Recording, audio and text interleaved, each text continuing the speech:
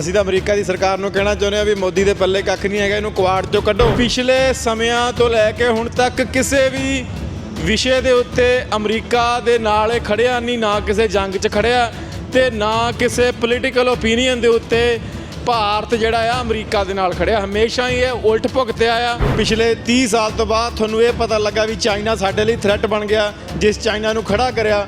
ਇਹ ਨਾ ਹੋਵੇ ਅਗਲੇ 20 ਸਾਲ ਬਾਅਦ ਤੁਹਾਨੂੰ ਪਤਾ ਲੱਗੇ ਵੀ ਭਾਰਤ ਜਿਹਨੂੰ ਖੜਾ ਕਰਦੇ ਰਹੇ ਆ ਉਹ ਸਾਡੇ ਲਈ ਇੱਕ ਸਿਰਦਰਦੀ ਬਣ ਚੁੱਕਾ ਆ। ਹਾਂਜੀ, ਵਾਹਿਗੁਰੂ ਜੀ ਕਾ ਖਾਲਸਾ, ਵਾਹਿਗੁਰੂ ਜੀ ਕੀ ਫਤਿਹ ਜੀ। ਅੱਜ ਅਸੀਂ ਇੱਥੇ ਪ੍ਰਧਾਨ ਮੰਤਰੀ ਮੋਦੀ ਜਿਹੜਾ ਆਇਆ ਹੋਇਆ ਆ ਤੇ ਸਿੰਘਾਂ ਦਾ ਡੈਲੀਗੇਸ਼ਨ ਵੀ ਆਇਆ ਹੋਇਆ। ਡਾਕਟਰ ਸਾਹਿਬ ਵੀ ਪਹੁੰਚੇ ਨੇ, ਅਵਤਾਰ ਸਿੰਘ ਪੰਨੂ, ਡਾਕਟਰ ਬਖਸ਼ੀਸ਼ ਸਿੰਘ।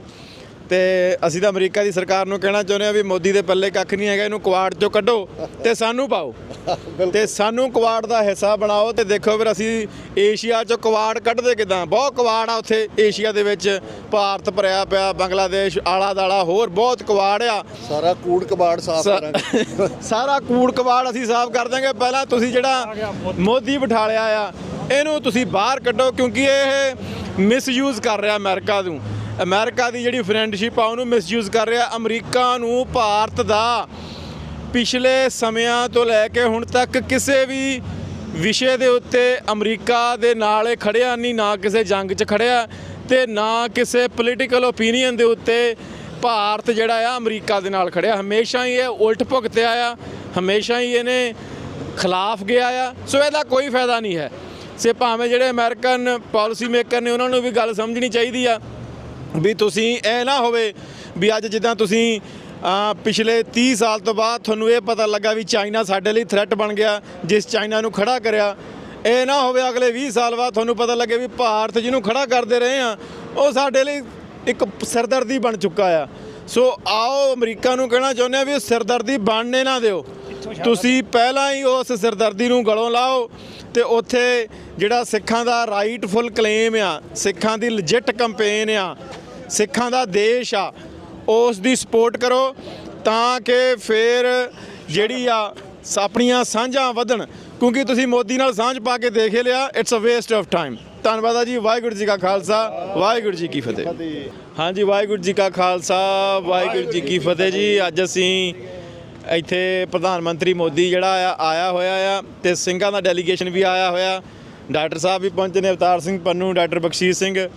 ਤੇ ਅਸੀਂ ਤਾਂ ਅਮਰੀਕਾ ਦੀ ਸਰਕਾਰ ਨੂੰ ਕਹਿਣਾ ਚਾਹੁੰਦੇ ਹਾਂ ਵੀ ਮੋਦੀ ਦੇ ਪੱਲੇ ਕੱਖ ਨਹੀਂ ਹੈਗਾ, ਇਹਨੂੰ ਕੁਆੜ ਚੋਂ ਕੱਢੋ ਤੇ ਸਾਨੂੰ ਪਾਓ ਤੇ ਸਾਨੂੰ ਕੁਆੜ ਦਾ ਹਿੱਸਾ ਬਣਾਓ। ਤੇ ਦੇਖੋ ਫਿਰ ਅਸੀਂ ਏਸ਼ੀਆ 'ਚੋਂ ਕੁਆੜ ਕੱਢਦੇ ਕਿੱਦਾਂ। ਬਹੁਤ ਕੁਆੜ ਆ ਉੱਥੇ ਏਸ਼ੀਆ ਦੇ ਵਿੱਚ, ਭਾਰਤ ਭਰਿਆ ਪਿਆ, ਬੰਗਲਾਦੇਸ਼ ਆਲਾ ਦਾਲਾ, ਹੋਰ ਬਹੁਤ ਕੁਆੜ ਆ। ਸਾਰਾ ਕੂੜ ਕਬਾੜ ਸਾਫ਼ ਕਰਾਂਗੇ। ਸਾਰਾ ਕੂੜ ਕਬਾੜ ਅਸੀਂ ਸਾਫ਼ ਕਰ ਦਾਂਗੇ। ਪਹਿਲਾਂ ਤੁਸੀਂ ਜਿਹੜਾ ਮੋਦੀ ਬਿਠਾ ਲਿਆ ਆ ਇਹਨੂੰ ਤੁਸੀਂ ਬਾਹਰ ਕੱਢੋ, ਕਿਉਂਕਿ ਇਹ ਮਿਸਯੂਜ਼ ਕਰ ਰਿਹਾ ਅਮਰੀਕਾ ਨੂੰ।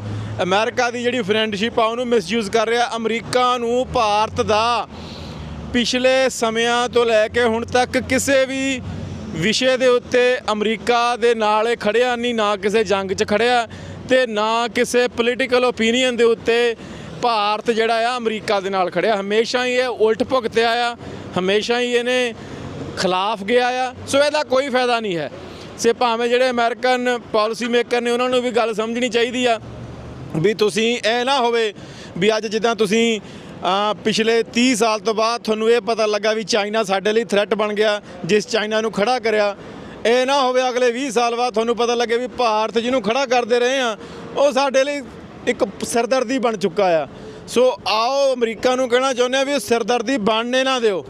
ਤੁਸੀਂ ਪਹਿਲਾਂ ਹੀ ਉਸ ਸਿਰਦਰਦੀ ਨੂੰ ਗਲੋਂ ਲਾਓ ਤੇ ਉੱਥੇ ਜਿਹੜਾ ਸਿੱਖਾਂ ਦਾ ਰਾਈਟਫੁਲ ਕਲੇਮ ਆ, ਸਿੱਖਾਂ ਦੀ ਲੈਜਿਟ ਕੰਪੇਨ ਆ, ਸਿੱਖਾਂ ਦਾ ਦੇਸ਼ ਆ, ਉਸ ਦੀ ਸਪੋਰਟ ਕਰੋ ਤਾਂ ਕਿ ਫਿਰ ਜਿਹੜੀ ਆ ਆਪਣੀਆਂ ਸਾਂਝਾਂ ਵਧਣ। ਕਿਉਂਕਿ ਤੁਸੀਂ ਮੋਦੀ ਨਾਲ ਸਾਂਝ ਪਾ ਕੇ ਦੇਖ ਲਿਆ, it's a waste of time. ਧੰਨਵਾਦ ਆ ਜੀ। ਵਾਹਿਗੁਰੂ ਜੀ ਕਾ ਖਾਲਸਾ, ਵਾਹਿਗੁਰੂ ਜੀ ਕੀ ਫਤਿਹ।